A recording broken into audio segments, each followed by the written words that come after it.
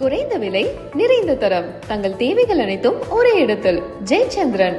நம்ம குழந்தைங்களுக்கு நீ மீசை முறுக்கிறது இல்லைன்னா மீசை வச்சுக்கிறது அதெல்லாம் வீரத்தினுடைய ஒரு அடையாளமாக நீ பெரிய வீரன், பெண்களை விட நீ வீரன், இல்லைன்னா உன்னை விட தாழ்ந்தவர்களை விட நீ பெரியவன் அப்படின்னு சொல்கிறதுக்கு மீசையை முறுக்கிறது அப்படின்ற விஷயம் அது ஒன்றுமே கிடையாது. அது வெறும் ஒரு இது முடிதான்.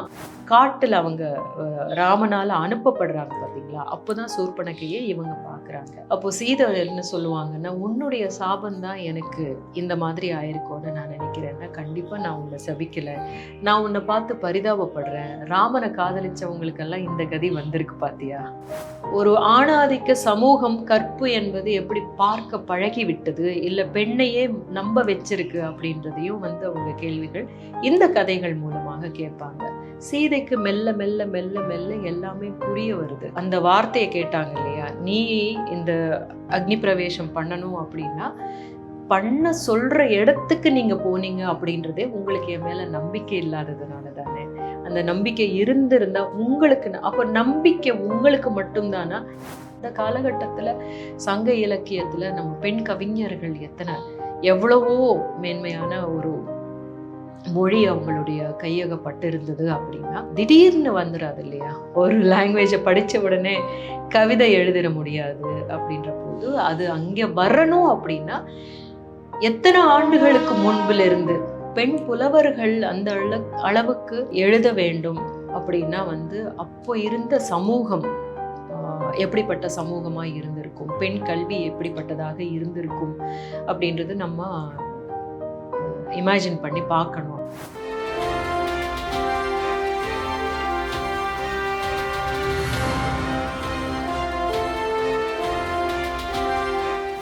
வாவ் தமிழா பார்வையாளர்களுக்கு வணக்கம். வாவ் புக் டாக் சீரீஸில் இன்று நாம் சந்திக்க இருப்பது திரைப்பட நடிகை, இயக்குனர், சோசியல் ஆக்டிவிஸ்ட் ரோஹிணி அவர்களுடன் பேசலாம். வணக்கம்.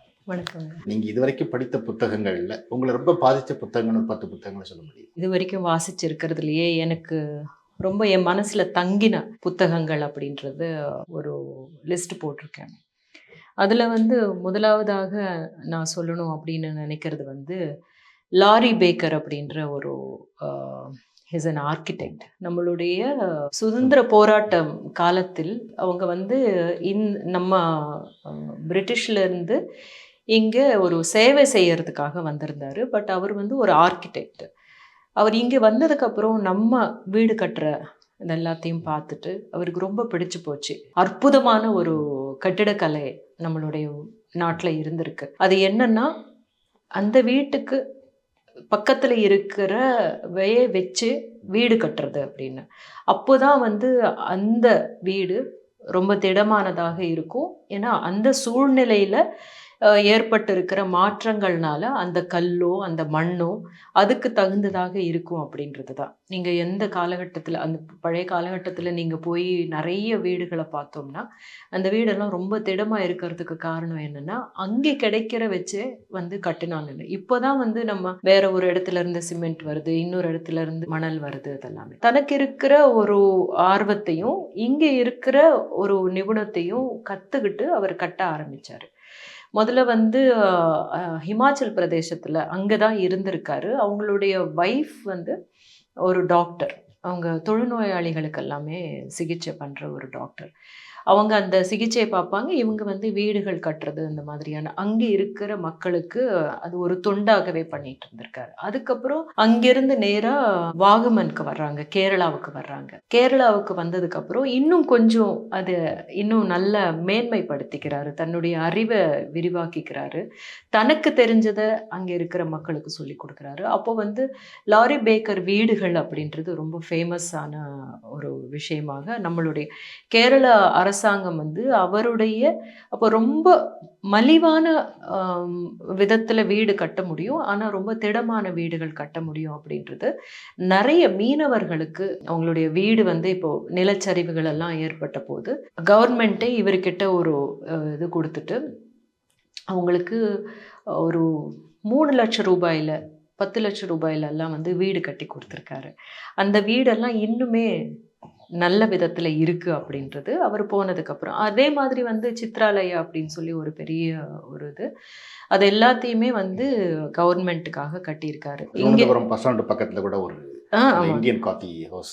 எக்ஸாக்ட்லி. ஸோ அவருடைய இதெல்லாம் வந்து ரொம்ப அற்புதமான ஒரு கட்டிடக்கலை. அவர் வந்து நமக்கு ஏசி தேவையில்லை, ரொம்ப குளுமையான விதத்தில் எப்படி கட்ட முடியும், காற்றோட்டமாக எப்படி இருக்க முடியும் அப்படின்றது எல்லாத்தையுமே வந்து அந்த புக்ஸ் வந்து நான் ஒரு பரிந்துரைக்கிறதுக்காக அந்த புக்கை வாசிக்க ஆரம்பித்தேன். அதுக்கப்புறம் ரொம்ப இன்ட்ரெஸ்ட் ஆகி அவருடைய எல்லா புத்தகங்களையும் நான் வாசிச்சிருக்கேன். மிக முக்கியமாக நாம் வந்து இப்போ பார்க்கும்போது எல்லாம் கான்க்ரீட்டினுடைய ஜங்கிளாக நம்ம மாறிக்கிட்டே இருக்கிற இந்த நேரத்தில் இதை வந்து கொஞ்சம் நம்ம யோசிக்க வேண்டிய ஒரு காலகட்டத்தில் இருக்கோம் அப்படின்னு நினைக்கிறேன். இப்போ வந்து வெள்ளங்கள் நமக்கு இந்த அளவுக்கு பாதிப்புக்கு ஆளானதுக்கு காரணம் என்னன்னா வந்து ஜனகராஜ் தோழரே சொல்லியிருப்பாரு, நம்ம எல்லாமே சிமெண்ட் போட்டு மூடிட்டோம், தண்ணி எங்கே உள்ளே போகிறதுக்கு இடமே இல்லை அப்படின்றது. ஸோ அது எல்லாத்தையும் நம்ம வந்து ஒரு நமக்கு இருக்கிற இந்த ஒரே ஒரு பூமியை எப்படி காப்பாற்றிக்கணும் அப்படின்றது மாதிரி டெவலப்மெண்ட் இருக்கணும். அது வந்து இன்க்ளூசிவ் டெவலப்மெண்ட்டாக இருக்கணும் அப்படின்றது என்னுடைய கருத்து. இது எல்லாருமே இந்த புக்கை வாசிக்கணும்னு நினைக்கிறேன்.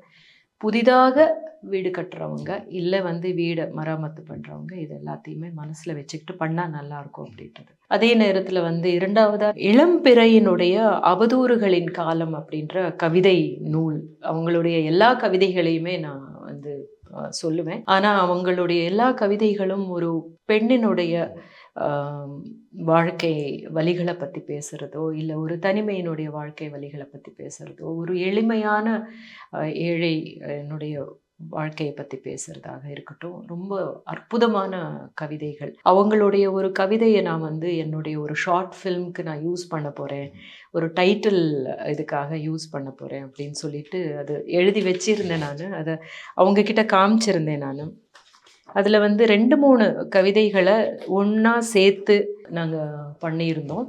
துயரத்தால் நமதுள்ளம் வெடிக்காமல் இருக்கட்டும், இறுக்கத்தால் நம் மூச்சு நிற்காதிருக்கட்டும், அலர் தூற்றும் உலகிற்கு அஞ்சாதே தோழி, புறக்கணித்தவர்களிடம் பின்தொடர்ந்து கெஞ்சியும் காயப்படுத்தியவர்களிடம் கருணை எதிர்பார்த்தும் எத்தனையோ யுகங்களை இழந்தவர்கள் நாமன்றோ, அலர் தூற்றும் உலகிற்கு அஞ்சாதே தோழி. இன்னும் பெரிய ஒரு கவிதை தான் இது. இதில் வந்து இன்னொரு கவிதையையும் சேர்த்துருக்கேன். ஷார்ட் ஃபில்ம் எதை பற்றி பேசுது அப்படின்னா வந்து ஒரு ரொம்ப மன அழுத்தத்துக்கு மன நெருக்கடிக்கு ஆளாகும் போது ஒரு தற்கொலை செஞ்சுக்கிற ஒரு இடத்துக்கு போகிற பெண்களை முதன்மையாக நான் வந்து அட்ரஸ் பண்ணி அந்த ஷார்ட் ஃபில்ம் பண்ணுறேன்.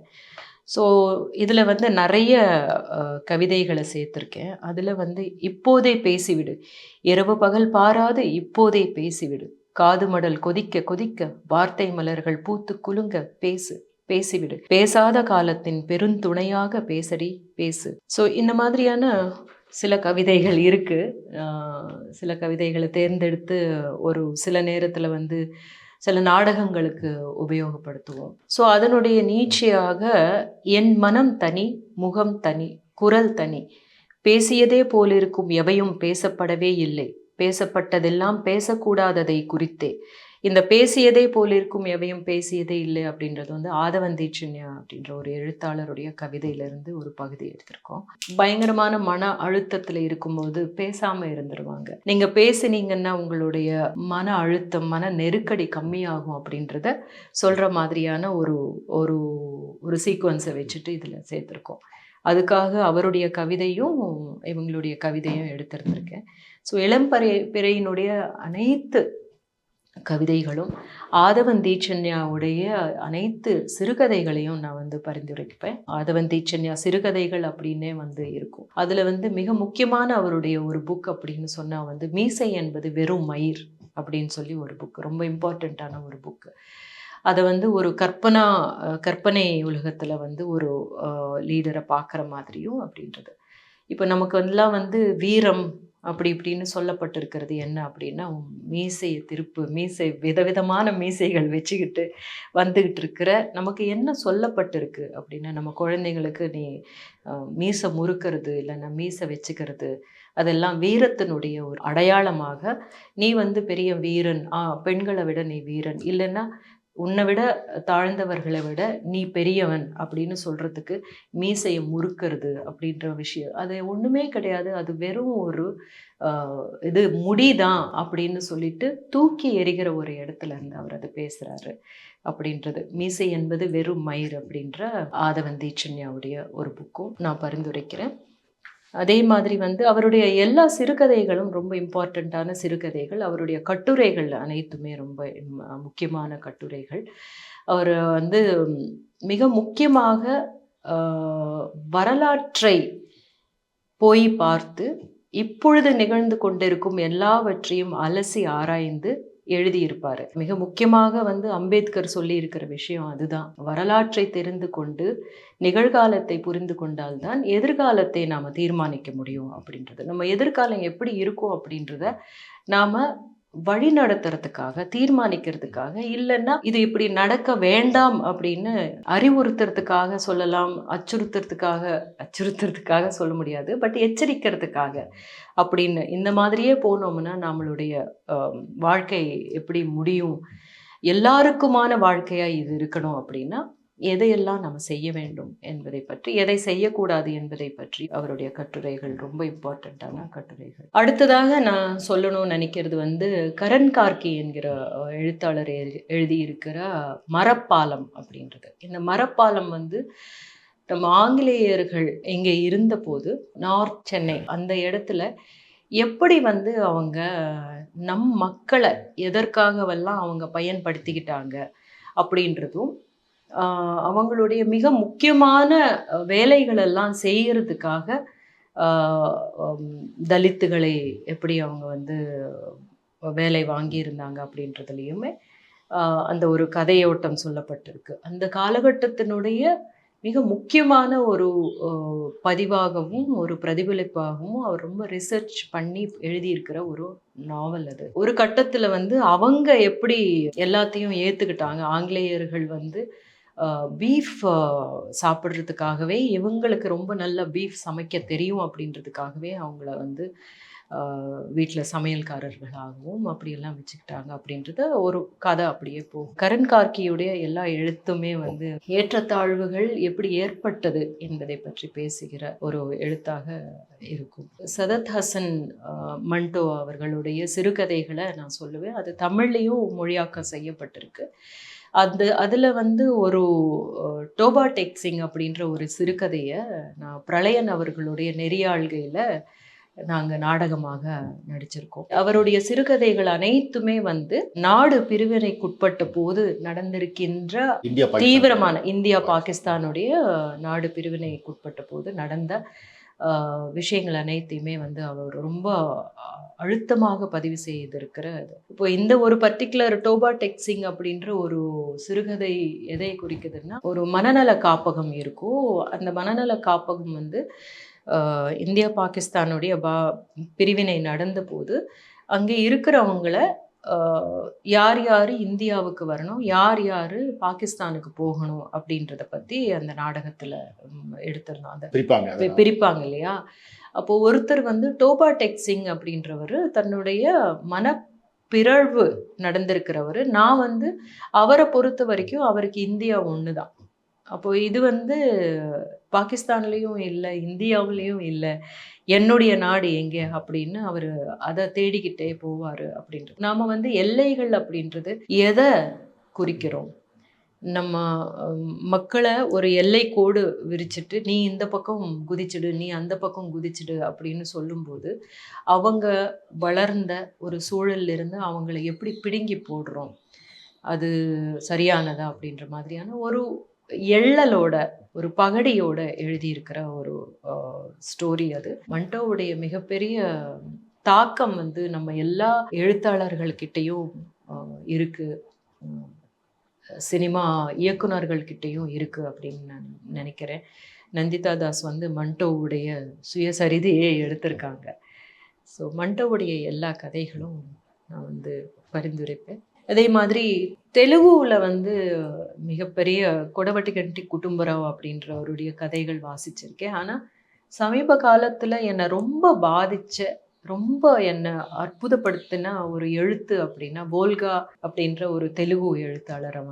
அவங்க வந்து 87 இருந்து எழுதிக்கிட்டு இருக்காங்க. சஹஜா, ஸ்வேச்சா அப்படின்ற ஒரு பெண்ணினுடைய பார்வையிலிருந்து இந்த சமூகம் அவளை எப்படியாக பார்க்கிறது, இந்த சமூகத்தில் அவளுக்கு இருக்கிற கொடுக்கப்பட்டிருக்கிற நிலை என்ன, அதிலிருந்து அவ என்ன எல்லாம் மீண்டு வர வேண்டும் அப்படின்றத பத்தி அவங்க எழுதியிருப்பாங்க. விமுக்தா அப்படின்ற ஒரு சிறுகதை தொகுப்பு அவங்களுடையது. சாகித்ய அகாடமி அவார்டு கிடைச்சிருக்கு அவங்களுக்கு. அது வந்து தமிழ்ல மீட்சி அப்படின்ற ஒரு பேர்ல மொழி பெயர்ப்பு செய்யப்பட்டிருக்கு. அது மிக முக்கியமான ஒரு சிறுகதை தொகுப்புன்னு நினைக்கிறேன். அது எங்கிருந்து ஆரம்பிக்குது அப்படின்னா வந்து மண்டோதரியும் சூர்பனகையும் ஒரு முறை பேசிக்கொள்வதிலிருந்து ஒரு கதை இருக்கும். அந்த மண்டோதரி சீதைய வந்து சந்திக்கிறது. அப்போ மண்டோதரியினுடைய கண்ணோட்டத்திலிருந்து சீதையை சந்திக்க வரும்பொழுது அவங்க என்ன சொல்றாங்கன்னா, நீ ஏன் இப்படி அலங்காரமே இல்லாம உட்கார்ந்துகிட்டு இருக்க அப்படின்னு அவங்களுக்கு அலங்காரம் செஞ்சுக்கிறதுக்கு கொண்டு வர்றாங்க. சீதை வந்து தப்பா நினைச்சிடுறாங்க. ராவணனுக்கு அலங்காரம் செஞ்சு கொண்டு போகிறதுக்காக மண்டோதரி வந்திருக்காங்க அப்படின்னு தப்பா நினைச்சிடுறாங்க. ஆனா மண்டோதரி என்ன சொல்றாங்கன்னா, நீ உன்னுடைய ராமன் உன்னை வந்து இங்க இருந்து காப்பாத்தி கூட்டிட்டு போவான்னு நம்புறியல்ல அப்படின்னு. ஆமா, நீ வந்து விதவை கோலம் பூணுவதுக்கு நீ ரெடியா இருந்துக்கோன்னு சீதை வந்து மண்டோதரி கிட்ட சொல்றாங்க. அப்போ மண்டோதரி என்ன சொல்றாங்கன்னா, நீ நம்புற நம்பிக்கைய நீ ரொம்ப நம்புற அப்படின்னா நீ ஏன் இதை எல்லாத்தையும் போட்டுக்காம உட்கார்ந்துருக்க? இந்த அலங்காரம் அப்படின்றது உன்னுடைய புருஷனுக்காக நீ பண்றதா?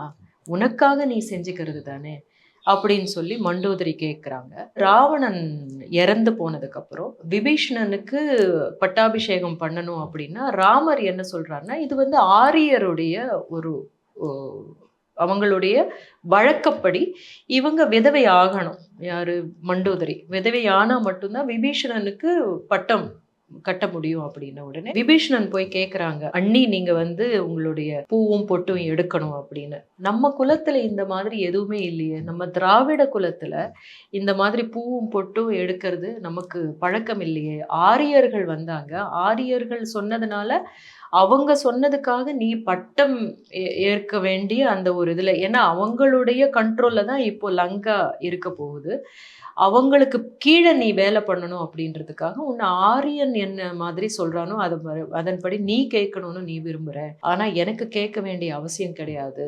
நம்மளுடைய அம்மாவோ இல்ல பாட்டியோ யாராவது பொட்டு எடுத்துட்டு பூ வச்சுக்காம இருந்ததை நீ பார்த்திருக்கியா அப்படின்னு கேள்வி கேட்டுட்டு கடைசியில அதை எதையுமே எடுக்காமையே அவங்க வந்து காட்டுக்குள்ள போறாங்க அப்படின்ற மாதிரி ஒரு கதை. ராமாயணத்தை மறுவாசிப்பு மாதிரி பண்றாங்க. மறுவாசிப்பு மட்டும் கிடையாது, நமக்கு திராவிடர்களுக்கு இருந்த பழக்க வழக்கங்கள் என்ன, ஆரியர்கள் என்ன பழக்க வழக்கங்கள் கொண்டு வந்து திணிக்க பார்த்தாங்க அப்படின்ற மாதிரியானது. இப்போ இதுல வந்து சீதை வந்து சென்ட்ரல் கேரக்டரா இருப்பாங்க.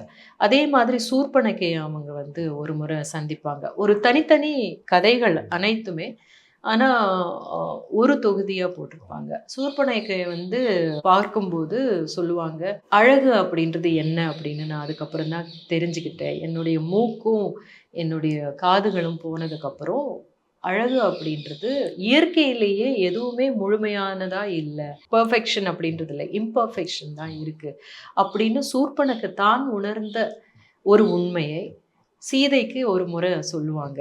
அதே மாதிரி வந்து காட்டில் அவங்க ராமனால அனுப்பப்படுறாங்க பார்த்தீங்களா, அப்போதான் சூர்பனகையை இவங்க பார்க்குறாங்க. அப்போ சீதை என்ன சொல்லுவாங்கன்னா, உன்னுடைய சாபம் தான் எனக்கு இந்த மாதிரி ஆயிருக்கோன்னு நான் நினைக்கிறேன்னா, கண்டிப்பாக நான் உன்னை சபிக்கலை, நான் உன்னை பார்த்து பரிதாபப்படுறேன். ராமனை காதலிச்சவங்களுக்கெல்லாம் இந்த கதி வந்திருக்கு பாத்தியா அப்படின்னு, எனக்கும் உனக்கும் இப்படியே வந்திருக்கு பாத்தியான்னு.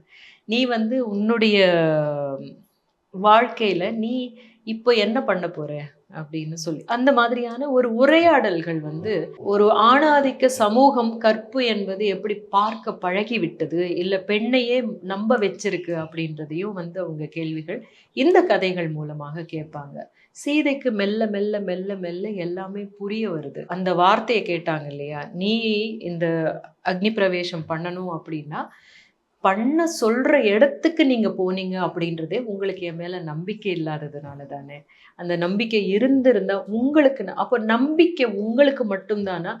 எனக்கு அந்த நம்பிக்கை உங்க மேல நான் இருக்கிறதுனால தான் நான் எந்த கேள்வியுமே கேட்கவே இல்லையே. அப்படின்ற ஒரு உரையாடல் வந்து இந்த மீட்சி அப்படின்ற தொகுப்புல இருக்கும். ரொம்ப அற்புதமான கதைகள். அடுத்ததாக சொல்ல போற கதைகள் அப்படின்னா வந்து எனக்கு ரொம்ப ரொம்ப பிடித்த கதைகள். தமிழ்செல்வன் அவர்கள் எப்பொழுதுமே ரொம்ப எமோஷ்னலா பரிந்துரை செய்யறது அழகிரிசாமியுடைய கதைகள். அதுல குமாரபுரம் ரயில்வே ஸ்டேஷன் வந்து எனக்கு ரொம்ப அற்புதமான ஒரு கதையாக எனக்கு படும். அதனுடைய ஒரு தாக்கத்துல அங்கே கோவில்பட்டிக்கு போன போது எல்லாருமே நாங்க சேர்ந்து அந்த குமாரபுரம் ரயில்வே ஸ்டேஷன் அப்படின்ற ஒரு பலகைக்கு பக்கத்துல போட்டோ எல்லாம் எடுத்துக்கிட்டு இன்னும் பத்திரமா வச்சிருக்கோம். அவருடைய ராஜா வந்தான் கதையும் வந்து மிக அற்புதமான கதை. அந்த மாதிரி நிறைய கதைகள் அவருடையது. அழகிரிசாமி கதைகள். ஆதனின் பொம்மை அப்படின்ற உதயசங்கர் தோழர் எழுதியிருக்கிற சாகித்ய அகாடமி பால புரஸ்கார் அவார்டு வாங்கியிருக்காரு லாஸ்ட் இயர். ரொம்ப இம்பார்ட்டண்ட்டான ஒரு புத்தகமாக நான் நினைக்கிறேன். அதுக்கு காரணம் என்ன அப்படின்னா, நான் முன்னாடியே சொன்ன மாதிரி வந்து நம்மளுடைய வரலாறு என்ன அப்படின்றது தேடி பார்த்தபோது அவர் வந்து நம்ம தென்னகத்தை பற்றி அந்த அளவுக்கு அதிகமாக பாப்புலர் ரைட்டிங்கில் ஹிஸ்டோரியன்ஸ் வந்து அதிகமாக அதை பதிவு செய்யலை அப்படின்ற மாதிரியான விஷயமா இருந்தபோது, ரோமிலா தாப்பரா இருக்கட்டும். ஆனால் வந்து கீழடி அகழாய்வு நடந்துகிட்டு இருக்கும்போது தான் வந்து ஆர் பாலகிருஷ்ணன் ஐஏஎஸ் ஆஃபீஸர் வந்து ஒரு சிந்துவெளி பயணம் அப்படின்ற ஒரு காஃபி டேபிள் புக்கு எழுதியிருக்காரு. அதையும் அதுக்கப்புறம் வந்து நம்மளுடைய சங்க காலத்தில் எழுதப்பட்டிருக்கிறதெல்லாம் புனைவு அப்படின்னு நிறைய பேர் அது தட்டி கழிச்சுக்கிட்டு இருக்கிற அந்த நேரத்தில் கீழடி அகழாய்வு நடக்கும் பொழுது அந்த காலகட்டத்தில் எத்தனையோ வருடங்களுக்கு முன்பு 3000 வருடங்களுக்கு முன்பு நாம் உபயோகித்த பொருட்கள், நம்மளுடைய ஊர் கட்டமைப்பு எப்படி இருந்தது, எப்படியான குடிகள் இருந்தன அப்படின்றத பற்றி எல்லாம் தெரிஞ்சுக்கிறதுக்கான ஒரு வாய்ப்பு நம்ம இந்த ஜெனரேஷனுக்கு கிடைச்சிருக்கு அப்படின்றத சிறார் நாவலாக அவர் எழுதியிருக்காரு. சிறாருக்கு கொண்டு செல்லணும் அப்படின்றதுல இந்த ஆதனின் பொம்மை அப்படின்றது ரொம்ப முக்கியமான ஒரு நாவலாக நான் கருதுகிறேன். சிறாருக்காக நான் எழுதுறேன் அப்படின்னு ரொம்ப லேசான வார்த்தைகளோட அவர் வந்து எழுதாம உண்மையாகவே இந்த வார்த்தைகளை தேடி கண்டுபிடிச்சு என்னன்னு அவங்க தெரிஞ்சுக்கணும் அப்படின்றதுக்கு ஒரு டிடெக்டிவ் முறையில இந்த ஆதனின் பொம்மை அப்படின்ற ஒரு இது. ஸோ சமகாலத்துல இருக்கிற பிள்ளைகள் ஒரு ஃபேண்டசி நடக்குது. அப்போ கீழடி அந்த காலத்துக்கு போறாங்க, அந்த சிந்து சமவெளி காலத்துக்கும் போறாங்க. அங்கே இருக்கிற கதாபாத்திரங்களோடையும் இவங்க உரையாடுறாங்க. அங்க என்ன நடக்குது, எதனால. அப்போ அந்த காலகட்டத்துல வந்து ஒரு 4 குடிகள் தான் இருந்திருக்கு. அதிலிருந்து நம்ம எப்படி இத்தனை ஜாதி, இத்தனை உட்பிரிவுகள் எப்படி ஆனதுன்னு நம்ம யோசிக்க வைக்கிறாரு அதுல. அதே மாதிரி அந்த காலகட்டத்துல சங்க இலக்கியத்துல நம்ம பெண் கவிஞர்கள் எவ்வளவோ மேன்மையான ஒரு மொழி அவங்களுடைய கையகப்பட்டு இருந்தது அப்படின்னா திடீர்னு வந்துடாது இல்லையா. ஒரு லாங்குவேஜை படிச்ச உடனே கவிதை எழுதிட முடியாது. அப்படின்ற போது அது அங்கே வரணும் அப்படின்னா எத்தனை ஆண்டுகளுக்கு முன்புல இருந்து பெண் புலவர்கள் அந்த அளவுக்கு எழுத வேண்டும் அப்படின்னா வந்து அப்போ இருந்த சமூகம் எப்படிப்பட்ட சமூகமா இருந்திருக்கும், பெண் கல்வி எப்படிப்பட்டதாக இருந்திருக்கும் அப்படின்றது நம்ம இமேஜின் பண்ணி பார்க்கணும் அப்படின்றது. ஸோ அந்த அளவுக்கு மேம்பட்ட ஒரு சமூகமாக நமது இருந்திருந்தது. ஆனால் இப்போ வந்து அதுக்கு நடுவில் தான் பெண்ணுக்கு கல்வி எதுக்கு, அடுப்பூதும் பெண்ணுக்கு எதுக்கு படிப்பு அப்படின்ற மாதிரியும் அவங்கள வெளியே வரவிடாமலையும் அவங்களுக்கு கல்யாணம் பண்ணிட்டா அங்கே போயிட்டு வீட்டு வேலை செய்யறதுக்கான ஒரு ட்ரைனிங் சென்டராக அம்மா அப்பாவுடைய வீடு இருக்கிறதும், இந்த மாதிரியான இடத்துக்கு நாம் எப்படி தள்ளப்பட்டோம், எதுக்கு வந்து பெண்ணினுடைய கையிலிருந்து புத்தகத்தை பிடுங்கினாங்க அப்படின்றதெல்லாம் நம்ம யோசிக்க வேண்டியிருக்கு. திருப்பி நாம் அதை புத்தகத்தை அவளுடைய கைகளுக்குள்ளே கொடுத்து ரெக்கைகளை விரித்து நீ பறக்கலாம் அப்படின்னு இப்போ தான் சொல்ல ஆரம்பிச்சிருக்கோம். ஆனால் அவளுடைய நிலை முழுவதமாக மாறிவிட்டதா அப்படின்னா மாறலை அப்படின்றது தான். இன்றைக்குமே வந்து எத்தனையோ பெண்களினுடைய நிலை வேற மாதிரி தான் இருக்குது. வீட்டு வேலை அப்படின்னு எடுத்துக்கிட்டிங்கன்னா காலையில் எழுந்திரிச்சதுலேருந்து தூங்குற வரைக்கும் வீட்டினுடைய சகலமும் அவளுடைய கண்ட்ரோல்ன்றதை விட வந்து அவ தான் செய்யணும் அப்படின்ற மாதிரியான சுமை அவ மேலே தான் இருக்கு தவிர ஒரு ஆண் வந்து சரிசமமாக நாம் எல்லாத்தையும் பகிர்ந்துக்கலாம் அப்படின்ற ஒரு நிலை இல்லை அப்படின்றது. அதை கொண்டு வரணும் அப்படின்னா நம்ம பெண் புலவர்கள் வாழ்ந்த அந்த காலகட்டத்தில் இருந்த இடத்துக்கு நம்ம போகணும். ஸோ நம்ம வந்து என்ன நினைக்கிறோம், 2600 வருடங்களுக்கு 1000 வருடங்களுக்கு முன்பு இருந்த அந்த நிலையை நாம் வாசித்து பார்க்கும்போது அதை எட்டுவதற்கு எவ்வளோ வருஷத்துக்கு முன்னாடியிலிருந்து நம்மளுடைய இயக்கம் எப்படி இருந்திருக்கலாம் அப்படின்றத நம்ம இமேஜின் பண்ணி பார்க்கலாம். So we were very very rich culturally and education wise எல்லாமே ரொம்ப ரொம்ப முன்னோடிகளாக நாம் திகழ்ந்திருக்கோம் அப்படின்றத இந்த ஆதரின் பொம்மையில் சொல்லியிருக்காரு. நம்ம பேசுறது, நம்ம பெரியவர்கள் இதை பற்றி புரிஞ்சுக்கிறது அப்படின்றத விட அடுத்த தலைமுறைக்கு வந்து ரொம்ப எளிதாக போய் சேருகிற மாதிரியும் அதில் குறிப்பிட்டிருக்கிற சில விஷயங்கள், விளையாட்டுகளாக இருக்கட்டும், நம்மளுடைய மண்ணினுடைய தன்மைகள் பொறுத்து அந்த மண்ணுக்கு என்ன பெயர்கள் இருந்தது அப்படின்றதையும், நமக்கு இங்கே இருக்கிற பெயர்கள் எல்லாமே வந்து ஆப்கானிஸ்தானில் இருக்கிற பெயர்கள் எப்படி போச்சு அப்படின்ற போது வந்து ஒரு கனெக்ஷன் இருந்திருக்கு அப்படின்றது எல்லாமே கண்டுபிடிக்கிறதுக்கான ஒரு தூண்டுதலாக இந்த ஆதனின் பொம்மை இருக்கு அப்படின்னு சொல்லுவேன். வெயில் அப்படின்ற ஒரு கவிஞருடைய கவிதைகளையும் நான் வந்து சொல்லுவேன். ரொம்ப ரொம்ப இம்பார்ட்டண்ட்டான ஒரு கவிஞராக வெயிலை நான் பார்க்குறேன்.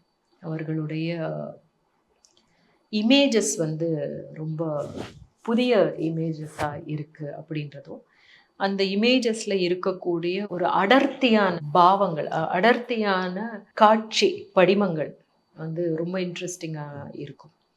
ஒரு சில கவிதைகளெல்லாம் என்னுடைய வாய்ஸில் வந்து ரெக்கார்ட் பண்ணியிருக்கேன் அவருடைய கவிதைகளை.